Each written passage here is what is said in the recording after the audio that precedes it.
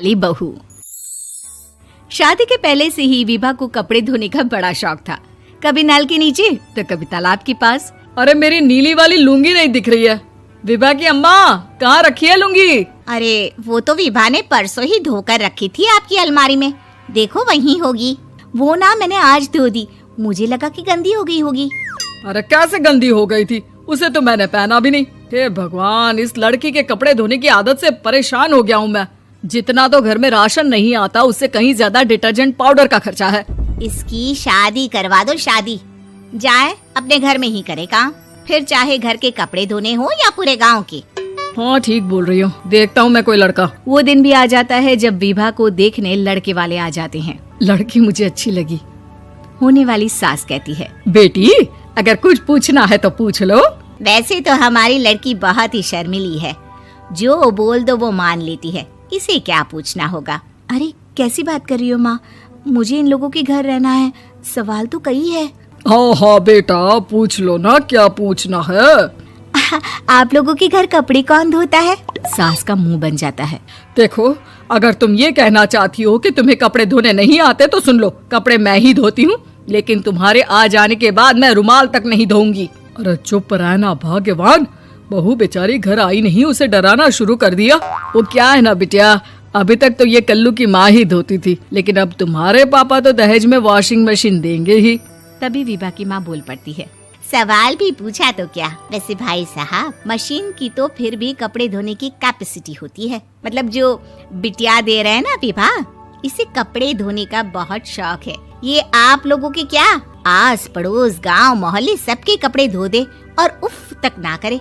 बाहर देखा नहीं आपने कितने कपड़े सूख रहे हैं, सब हमारी बिटिया ने ही तो धोए हैं। बस भी करो ना माँ, शर्म आ रही इतनी तारीफ सुनकर। और तो और एक दाग निकाल कर दिखाओ तो मान जाऊं। हाँ अच्छा अच्छा, माफ करना बेटा, मैंने गलत समझा। हमें तो रिश्ता बहुत पसंद है। और ऐसे जुड़ जाता है रिश्ता कपड़े धोने का शौक रखने वाली विभा का। उसकी शादी हो जाती है कोयला फैक्ट्री में काम करने वाले कल्लू के साथ। शादी के बाद अचानक विभा चिल्लाती हुई सास के पास आती है। सासू माँ, अरे सासू माँ कहाँ है आप? ये तो धोखा है, धोखा दिया आप लोगों ने मुझे। इसे ससुर के चक्कर के बारे में पता चल गया। अरे तो उसमें तुझे क्यों धोखा मिला है? अरे नल में पानी नहीं आता, कपड़े कैसे कब धुलेंगे? अच्छा अच्छा, तू पानी नहीं आ रहा उसकी बात कर रही है। तो आपने क्या सोचा? कुछ नहीं।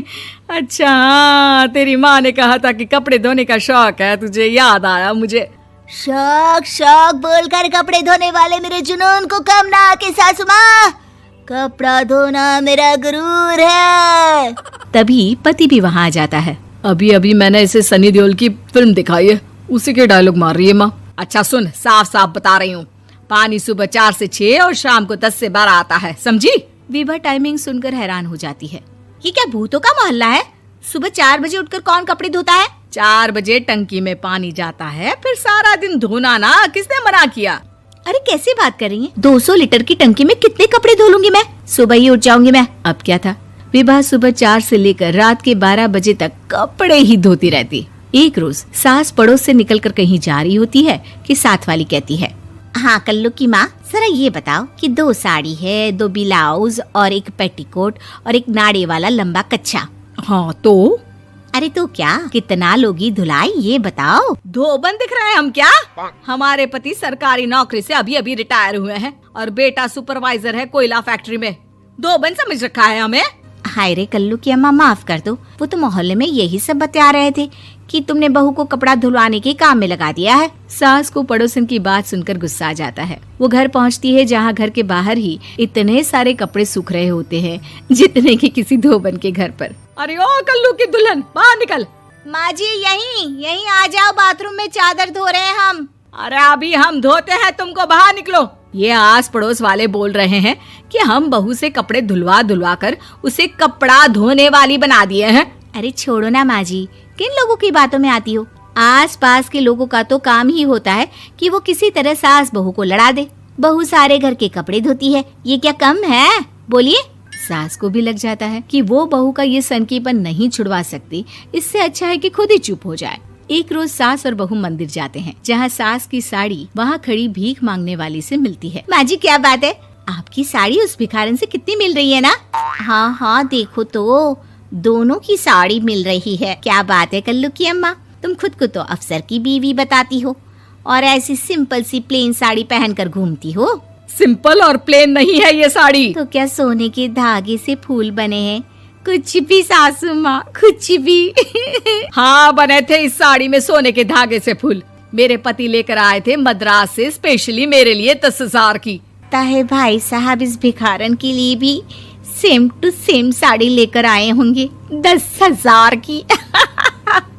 सास उस वक्त तो कुछ नहीं कहती, लेकिन बहू के साथ घर आती है और अलमारी से एल्बम निकाल कर लाती है। ये साड़ी देख रही है, ये वही साड़ी है जिसे मैंने अभी पहना था। इस साड़ी में ये जो चमकदार फूल दिख रहे हैं ना, ये सोने के धागों से काढ़े गए हैं। लेकिन तू लोकल वॉशिंग मशीन ब्रश से घिस घिस कर सारे फूलों को निकाल कर साड़ी प्लेन कर दी। मुझे माफ कर दीजिए सासू माँ। और तो और, जब मैंने तुझे तेरी गलती के लिए कुछ नहीं कहा, लेकिन तूने तो सबके सामने मेरा मजाक ही बना दिया। क्यों? बहू को समझ में आ जाता है कि अब से उसका कपड़े धोना बंद।